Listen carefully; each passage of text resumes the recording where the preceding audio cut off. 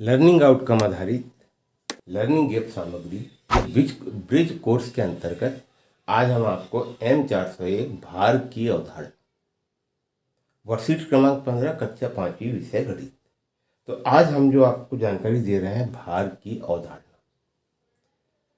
भार की अवधारणा में क्योंकि हमको कक्षा 5वीं के जो छात्र हैं, कक्षा 5वीं के जो बच्चे हैं, उनको भार के बारे में बताना है कि भार क्या होता है या भार हम किसे कहते हैं। तो इसके लिए हम बहुत सारे प्रयोग कर सकते हैं बच्चों के मामले में। जैसे मान के चलो कि उनके पास पुस्तक होती है, कॉपी होती है, एक हाथ में पुस्तक, या हम दोनों चीज़ों का अगर हम सामने रखें, ये पुस्तक है और ये कॉपी है, दोनों में सबसे ज़्यादा वजन किसका होगा, इस प्रकार की हम जानकारी बच्चों से पूछेंगे तो स्वाभाविक वो देख के बताएंगे। जो चीज़ बड़ी है उसका वजन ज़्यादा होगा, जो छोटी है उसका वजन ज़्यादा नहीं होगा। तो कुछ इस प्रकार से हम भार की अवधारणाओं को बता सकते हैं। जैसे कि मान के चलो कि यहाँ पर हमारी वर्कशीट क्रमांक जो दिया हुआ है भार की अवधारणा में, तो इसमें सबसे पहले तराजू बना है। तराजू में एक पल्ले में सेब रखी गई है, एक पल्ले में तरबूज रखा गया है। तो स्वाभाविक है कि सेब हमारा छोटा होता है, तरबूज हमारा बड़ा होता है। तो वो वाले हिसाब से इसमें जो दिया गया है, जो चित्र जो दिख रहा है, इसमें आप देखेंगे कि तरबूज वाला जो पल्ला है वो थोड़ा सा झुका हुआ है और सेब वाला थोड़ा सा उठा हुआ है। कहने का मतलब ये है कि दोनों के भार की अगर हम तुलना करें तो तराजू का जो पल्ला नीचे झुकेगा वह भारी होगा, अर्थात तरबूज सेब से भारी है।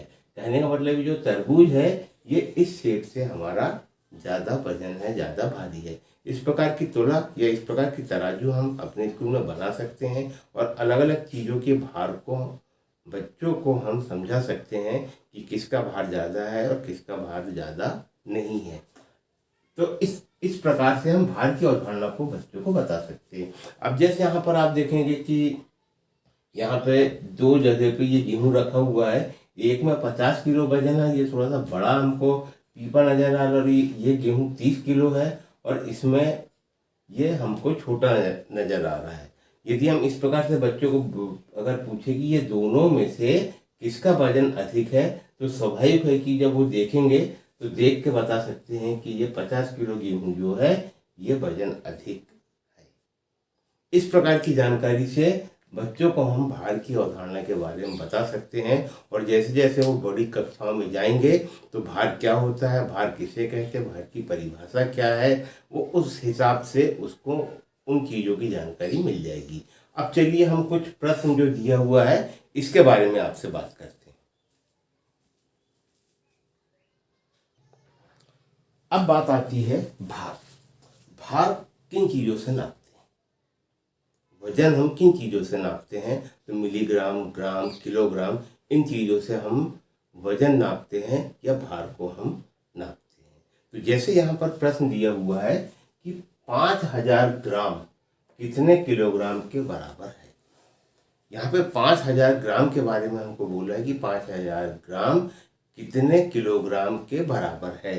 तो यहाँ पर ग्राम से हमको किलोग्राम में परिवर्तित करना है। और इसके पहले भी हमने जो लंबाई वाले जो हमने वीडियो आपको प्रेषित किए थे उसमें भी हमने बताए थे कि हम किस प्रकार से करेंगे। अब जैसे यहाँ पर दिया है 5000 ग्राम कितने किलोग्राम के बराबर है, तो यहाँ पर हमने जबकि जैसे ये जमा है, जबकि 1000 ग्राम बराबर 1 किलोग्राम, इसलिए 5000 ग्राम बराबर कितना होगा। अब यहाँ पे हमने पहले भी इसके सूत्र के बारे में हमने आपको बताए थे कि अगर किसी कोई जबकि अगर जमी है तो यह हमारी पहली संख्या है, ये दूसरी संख्या है, ये तीसरी संख्या है। हम इस प्रकार से इसको लिख सकते हैं 3 × 2/1 के अनुपात में यदि हम लिखेंगे तो ये प्रश्न हमसे बन जाएगा। अब यहाँ पर हमने बराबर करके 5000 × 1/1000, और इस शून्य से इस शून्य को काटे, इस शून्य से इस शून्य को काटे, इसको इससे काटे तो हमारा ये 5 आ गया। कहने का मतलब 5000 ग्राम बराबर 5 किलोग्राम होगा। तो यहाँ पर हमने ग्राम से किलोग्राम में परिवर्तित किया।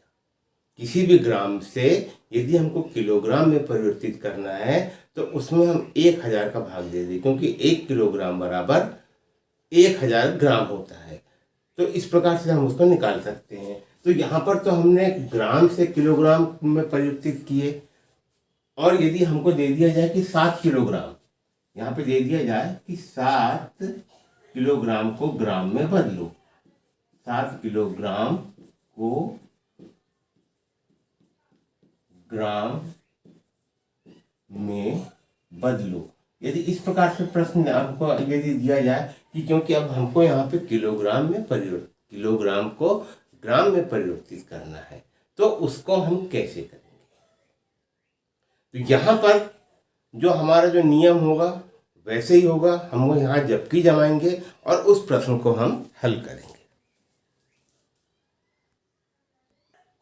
तो यहाँ पर हम इस प्रकार से लिखेंगे, जबकि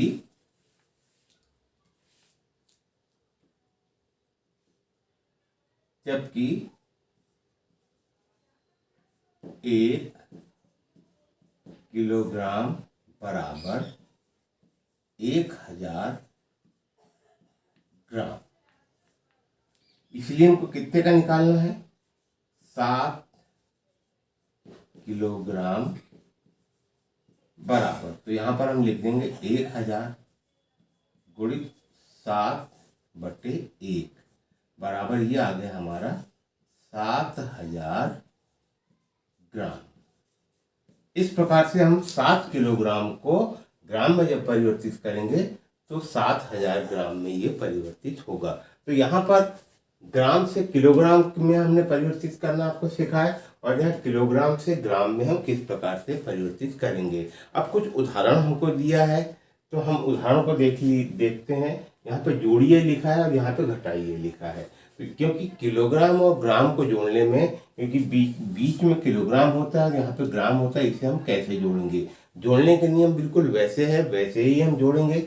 सबसे पहले क्योंकि हम यहाँ पर लिखेंगे ग्राम, हमने यहाँ ग्राम लिख दिया और अब इसको जोड़ेंगे। ये हो गया 0, ये हो गया हमारा 5, 3 और 2 5।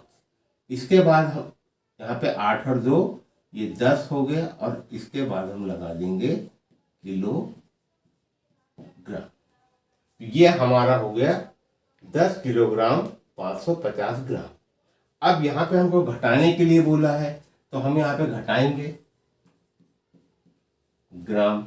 0 में से 0 घटाए तो 0 आ गया, 0 में से 0 घटाए तो 0, 3 में से हमने 1 घटाए तो ये 2 आ गया। इसके बाद हम यहाँ पे किलोग्राम लगा देंगे इस प्रकार से, और यहाँ हमने 6 में से 3 घटाए तो ये आ गया हमारा 3। तो इस प्रकार से ये लिखा 3 किलोग्राम 200 ग्राम। घटाने पे हम इस प्रकार से घटाएंगे। एक प्रश्न और दिया हुआ है, इसको भी हम देखते हैं। तो हमने यहाँ पर ये लिख दिया ग्राम, यहाँ पर 0, 0, 2 और 1 3। उसके बाद हम यहाँ किलोग्राम लिख देंगे, किलोग्राम, और 9 और 2 11। तो इस प्रकार से 11 किलोग्राम 300 ग्राम इसका आंसर आया। इस प्रकार से हम जोड़ने घटाने के प्रश्नों को हम बच्चों को बता सकते हैं कि यदि हमको भार के संबंध में यदि प्रश्न आए तो हम उसको कैसे जोड़ेंगे और कैसे घटाएंगे। तो साथियों, आज के लिए सिर्फ इतना ही। नमस्कार, धन्यवाद।